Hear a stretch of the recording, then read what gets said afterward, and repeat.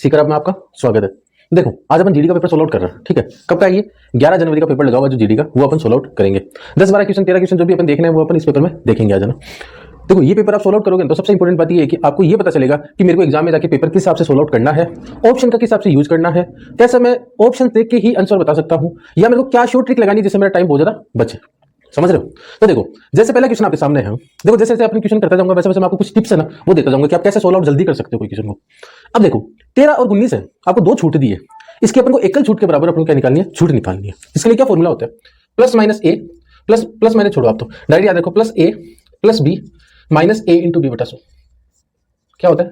A plus B minus A B बटा 100। अब देखना यहाँ पे 13 बी की वैल्यू है 19, तो 13 प्लस 19 माइनस 13 गुणा 19 बटा 100। अपन को ये सोल्व आउट करना है। ये जैसे आप सोल्व आउट करोगे आपके पास इनमें से कोई आंसर मिल जाएगा। तो देखना एक बार ऑप्शन देखो आप, यहाँ पे लिखा हुआ 9, यहाँ पे लिखा हुआ 39, यहाँ पे लिखा हुआ 29, यहाँ पे लिखा हुआ 19, सब में 10 10 का गैप है ना। अब देखो सपोज करो 13 को आप 19 से गुणा करोगे है ना, तो वहां पे आपको टाइम ज्यादा लगेगा।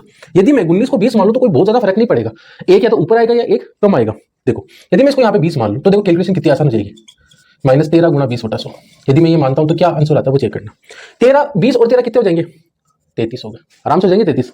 13 दोनों 26 कितने हो गए? 0 से 0 काट लो, 13 दोनों 26 होते हैं, 26 में 10 का भाग देंगे तो 2.6 आ जाएगा। सब जानते हैं कि 0 का भाग देंगे तो पॉइंट लग जाएगा। 33 में से 2 जाते तो कितने आते हैं? 31, यानी ये 30.6 आ जाएंगे। क्या आ गया? 30.6। ये किसके आसपास है? 29 के आसपास है, तो ये आंसर हो जाएगा। अब आप 13 और 19 को लेकर चलते हैं तो आपको हो सकता है कि 10 सेकंड या 15 सेकंड मान लो गुणा करने में ज्यादा लगते हैं। ऐसे करोगे तो यदि आप 19 को 20 मान ले तो कोई बहुत ज्यादा फर्क नहीं पड़ेगा। पर ध्यान रखना ऑप्शन चेक करना, यदि यहीं पे ये होता है कि 29.53 आ रहा है, एक आता 30.53 और एक आता 31.53, तो आपको कैलकुलेशन ही पूरी ढंग से करनी पड़ती। पर यहाँ पे ऑप्शन क्या है? 10 10 का गैप आ रहा है, तो आप 1 2 प्लस माइनस करोगे तो कोई फर्क नहीं पड़ेगा। समझ गए? तो पहले क्वेश्चन मैंने आपको करवा दिया। मैं क्वेश्चन आपके सामने है, क्या बोला आपको कि 750 रुपए में अपन कोई बेट खरीद के लाए हैं और 8% की हानि पे अपन ने क्या किया? उसको बेच दिया। तो अपन क्या निकाला कि कितने रुपए में अपने उस बेट को बेचा है, ये निकालना है। तो देखो 750 रुपए की कीमत का तो बेट था, उसको कितने परसेंट हानि पे बेचा अपने? 8% पे। 8 का मतलब ये हो गया कि 100 रुपए को बेट, 100 रुपए का बेट था, मैंने 92 रुपए में बेच दिया। सोल्व आउट कर लो बस। ये कटेगा 25 75 आ गया और 25 चौक 100 आ गया। हाँ ना, 4 से कटेंगे कितनी बार कटेगा? 23 चौक 92 होता है। कितना होता है? 23 चौक 92। पार्टी याद कर लो, पार्टी याद करोगे तो कैलकुलेशन बहुत आसान हो जाएगी। और 33 गुणनतर होता है, कितना हो जाएगा? 90 रुपए में। 750 रुपए में बेट लाए थे, 690 रुपए में अपने बेच दिया। 8% की क्या हो गया? अपने हानि हो गई। देखो आपके सामने क्वेश्चन आ गया, पढ़ लो एक बार। क्वेश्चन क्या बोला है कि एक पुस्तकालय में गणित की पुस्तकों की संख्या का 25%, यानी जो मैथ है उसकी जो पुस्तकें हैं उसका 25%, भौतिक की पुस्तकों की संख्या के 2/3 के बराबर, जो फिजिक्स की जो पुस्तकें हैं उसका 2/3 के बराबर है। तो आपको ये निकालना है कि जो मैथ की जो पुस्तक है और फिजिक्स की जो पुस्तक है उसका अनुपात क्या होगा। देखो अनुपात का मतलब बट्टा ही होता है। क्या होता है? बट्टा होता है, यानी m अनुपात p है। इसका मतलब अपन को m अपॉन p की वैल्यू फाइंड आउट करनी है। हाँ या ना? तो कैसे करेंगे? देखो 25% का मतलब 1/4 होता है। आप चाहो तो देखो 25% का मतलब वैसा डायरेक्ट याद कर लेगा, 25% है। 25% का मतलब 25/100 और इसको काट देंगे 25 चौक 100, यानी 1/4 होता है। क्या होता है? 1/4। तो आप यहाँ पे लिख सकते हो कि जो मैथ की पुस्तकें हैं गुणा 1/4 बराबर है फिजिक्स की पुस्तकें बटा 2/3। कोई दिक्कत नहीं है। अपन को करना क्या है? m अनुपात p करना है, अपन को m अपॉन p की वैल्यू फाइंड आउट करनी है। देखो p यहाँ पे गुणा में है, इस साइड लाऊंगा तो भाग में आ जाएगा, तो m तो पहले से है, यहाँ पे p और आ गया, मतलब ये ऐसा आएगा ना, ये ऐसे जाएगा, ऐसे जाता है। हाँ ना, ये 4 भाग में उधर जाएगा तो गुणा में, तो 4 और पहले से 2 बैठा तो 4 गुणा 2 बटा नीचे क्या है 3 है। 4 को 2 से गुणा करेंगे कितना हो जाएगा? 8/3, यानी m अपॉन p की वैल्यू कितनी आ गई? 8/3 आ गई। तो आपको पूछा m अनुपात p की वैल्यू क्या होगी, तो 8/3 हो जाएगी। कर लोगे आराम से, कोई दिक्कत नहीं। आगे वाला क्वेश्चन पढ़ो। क्वेश्चन पढ़ लिया आपने? देखो जब भी क्वेश्चन देता हूं मैं तो आप वीडियो पॉज करके पहले आप आराम से क्वेश्चन को पढ़ लिया करो, ठीक है? फिर आप खुद सोल्व आउट करो तो कर लिया करो कॉपी के अंदर, फिर बाद में बोर्ड पे देखा करो। क्या बोला है कि भानु है, एक काम को 10 दिन में कर सकता है, रमेश इसे पूरा करने में 12 दिन का टाइम लेता है। भानु और रमेश के द्वारा एक साथ मिलकर काम करने में लिया गया समय रोहित द्वारा लिए गए समय के बराबर है। यानी भानु और रमेश जितना टाइम लेता है काम करने में, भानु उतना ही टाइम लेता है, यानी ज्यादा काम करता है। क्या करता है? ज्यादा काम करता है। तो रमेश और रोहित है वो दोनों मिलकर इस काम को कितने दिन में पूरा करेंगे, ये बोला। देखो नहीं समझ में आया तो आप समझ जाओगे। पहले इनका टाइम निकालो कि ये कितना काम कर सकते हैं। ये 10 काम कर सकता है एक दिन में, ये कितना काम कर सकता है? सॉरी, ये 10 दिन में एक काम कर सकता है, ये 12 दिन में एक काम पूरा कर सकता है। इन दोनों का एलसीएम ले लेंगे, कितना आ जाएगा? 60। 12 और 10 का 60 होता है। 10 का भाग 60 में दिन कितना आ जाएगा? 6 और 12 का दिन कितना आ जाएगा? 5। ये एक दिन में कितना काम कर सकता है? 6 काम कर सकता है। ये एक दिन में कितना काम कर सकता है? 5 काम कर सकता है। तो ये एक दिन में 11 काम कर सकता है। इन दोनों को मिला के काम कर सकता है। समझ गए? ये 6 काम कर सकता है, ये 5 काम कर सकता है, तो कितना काम कर सकता है? 11 काम कर सकता है। अब देखो अपन को करना क्या है? रमेश और रोहित को मिला के काम करवाना है ना। टोटल वर्क है कितना अपने पास में?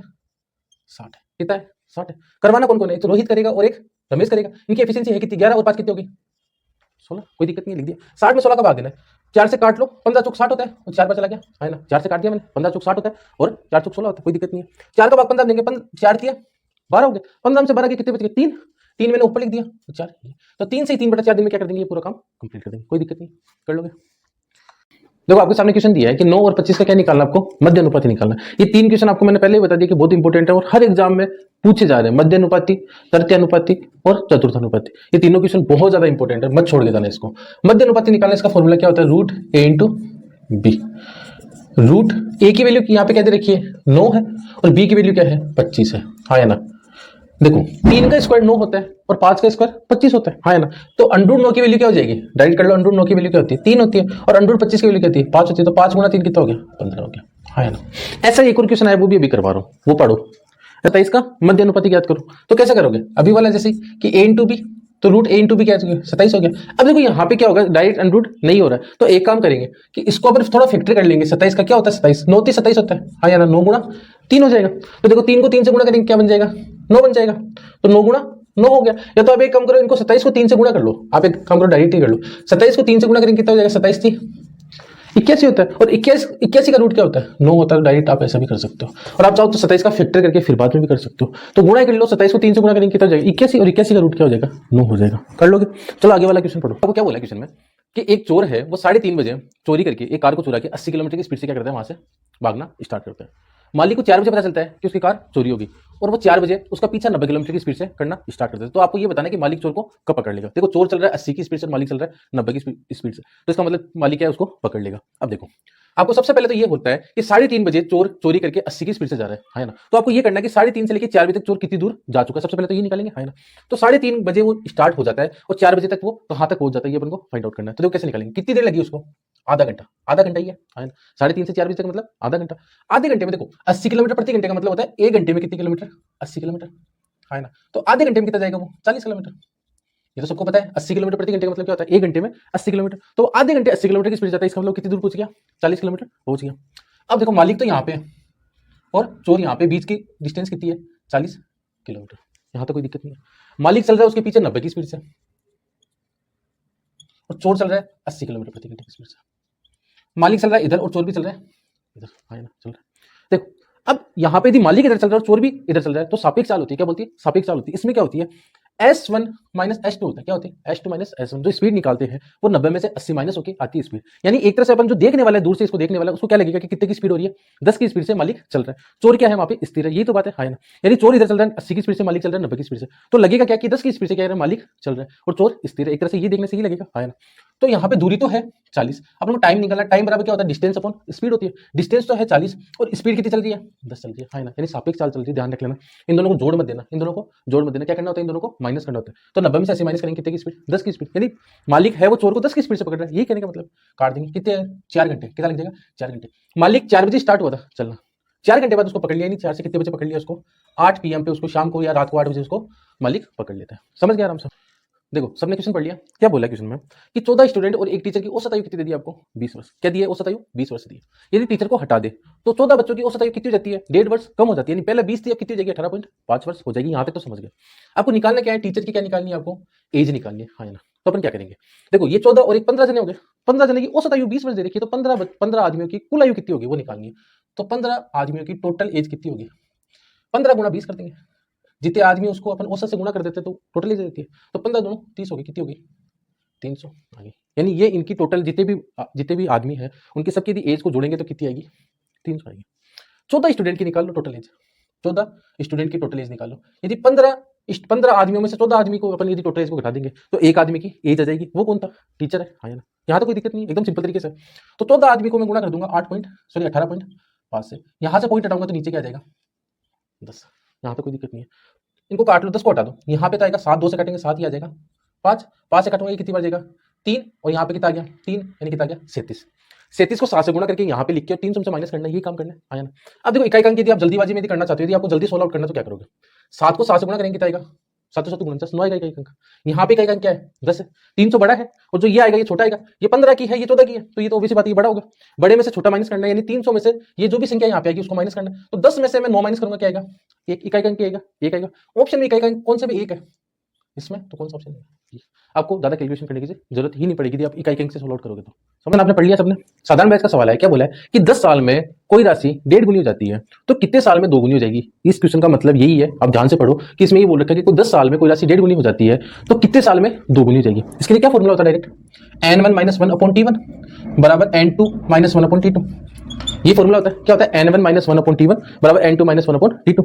अपन को निकालना क्या? n1 की वैल्यू ये है, n2 की वैल्यू ये है, t1 ये है और t2 ये है। n1 डेट में से 1 माइनस करेंगे तो कितना आएगा? 0.5। कितना आएगा? 0.5 यानी आधा आएगा, है ना। बटा t1 कितना है? 10 साल है। इसका यदि मैं पॉइंट हटा दूं तो नीचे क्या आ जाएगा? 10 और आ जाएगा। इतना तो सब जानते हैं। बराबर n2 - 1 2 गुनी 2 में से 1 माइनस करूंगा क्या आएगा? 1 बटा t2 की वैल्यू आपको फाइंड आउट करनी है। ये करना 5 से काटूंगा कितनी बार कट जाएगा? 2 बार। 2 को 10 से गुणा करूंगा कितना जाएगा? 20 यानी 1 बटा 20 आ गया यहाँ पे बराबर 1 बटा t2 आ गया। t2 की वैल्यू कितनी आ गई? 20 आ गई, यानी आंसर कितना आ गया? 20। कर लो आगे वाला क्वेश्चन पढ़ लो। देखो सबने क्वेश्चन पढ़ लिया। क्या बोला है क्वेश्चन में कि अमन है वो 15 किलोमीटर जाता है 3 घंटे में और 20 किलोमीटर जाता है 2 घंटे में। तो आपको निकालना क्या है? औसत चाल निकालना है ना। औसत चाल, एवरेज स्पीड निकालनी। क्या होता है? Total distance upon total time होता है। कुल दूरी बटा कुल समय। कुल दूरी कितनी आ गई? 15 किलोमीटर और 20 किलोमीटर कितना हो गया? 15 और 20 कितना हो गया? 35 हो गया। 35 किलोमीटर की तो कुल दूरी है। कुल समय कितना लग रहा है? 3 और 2 5। 35 और 5 का भाग देंगे कितना लगेगा? 7 किलोमीटर प्रति घंटे। क्या है एवरेज स्पीड? सब जने कर सकते हैं, एकदम सिंपल वाला क्वेश्चन आया था। आगे वाला क्वेश्चन पढ़ो। आपने सबने पढ़ लिया। क्या बोला क्वेश्चन में कि रानी है वो 15 किलोमीटर प्रति घंटे की स्पीड से दौड़ती है। कितनी दौड़ती है? 200 मीटर। तो कितना टाइम लेगी ये पूछा है। क्या फाइंड आउट करना आपको? टाइम। तो टाइम बराबर क्या होता है? डिस्टेंस अपॉन स्पीड, ये होता है।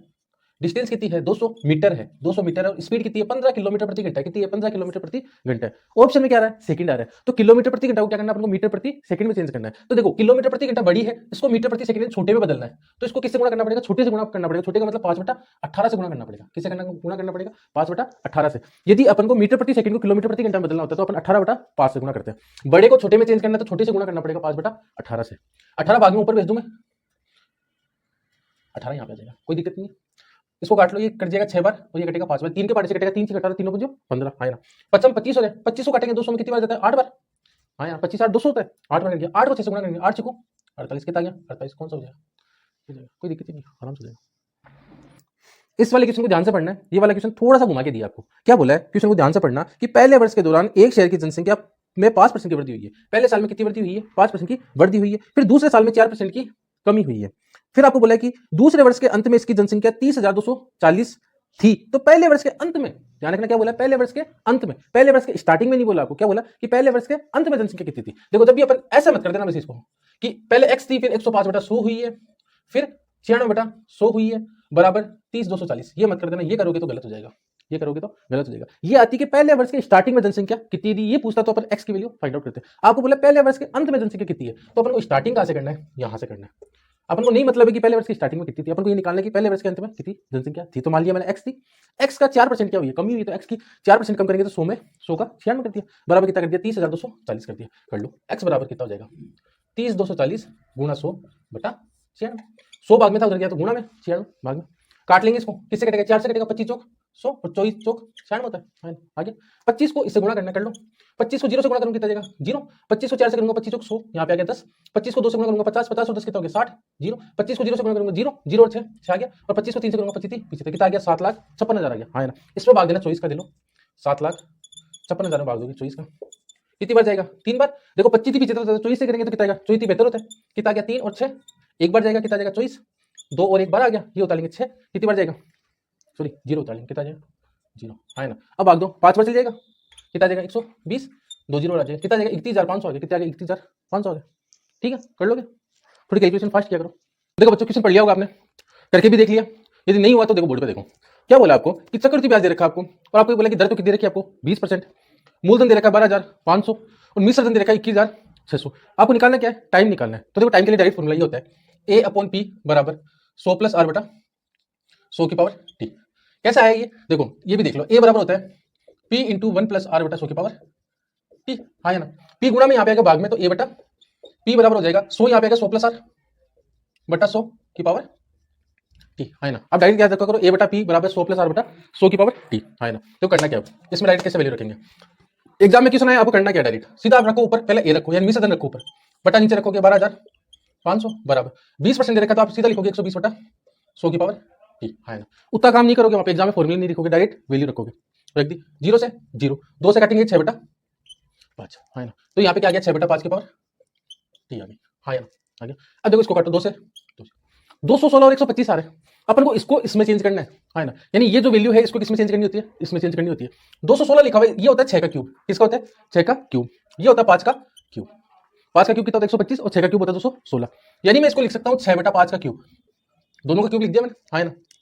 यहाँ पे 6/5 का क्यूब है, यहाँ पे 6/5 की पावर टी है। आधार समान है तो घाती भी क्या होती है, समान होती है। आधार समान है तो घाती भी क्या होती है, समान होती है। तो टी की वैल्यू क्या आ जाएगी, 3 ईयर, है ना। यदि आप देखो आपके सामने क्वेश्चन है, सबने पढ़ लिया होगा और सबका हो भी गया लगता है। देखो एक बार बोर्ड पे देख लो पर भी, 35 और 42 का जो एलसीएम है इसमें भाग देना 32 और 40 के एचसीएफ का। कैसे देंगे, 35 और 42 का एलसीएम कैसे निकालेंगे, ये होता है 7 × 35 और ये है 7 × 42 यानी 2 गुना, हाँ ये होगा 7 × 35 हो गया और 7 × 42 हो रहा है। नीचे 32 और 8 × 32 होता है और 8 × 40 होता है, यही होता है ना। आपके लिए लिख रहा हूँ मैं आराम से। ऐसे एलसीएम निकालते तो सबसे पहले तो लेते हैं कॉमन, जो कॉमन आ रहा है, कॉमन तो क्या आ रहा है 7 आ रहा है, फिर बाकी बचे हुए 2 गुना 3 गुना 5 लिख दिया मैंने, कोई दिक्कत नहीं है। एचसीएफ होता है जो केवल कॉमन आता है वही लेते हैं, तो कॉमन क्या आ रहा है यहाँ पे 8 आ रहा है, तो मैंने 8 ले लिया। 2 से काटेंगे कितनी बार कट गई, 4 बार, आया ना। ये आ गया 5 दिया 15, 15 को 7 से गुणा करें, 15 7 105 होता है, 105/4 आ गया, कोई दिक्कत नहीं है। 105 में 4 का भाग दे दो, 2 बार देंगे कितना आ गया 8, कितना बच गया 2, 5 उतार लिया। कितनी बार देंगे भाग, 6 बार, कितना आ गया 24, 1 आ गया। पॉइंट लगाऊंगा, जीरो लगाऊंगा 2 बार, 26.2 के समथिंग आ जाएगा, ठीक।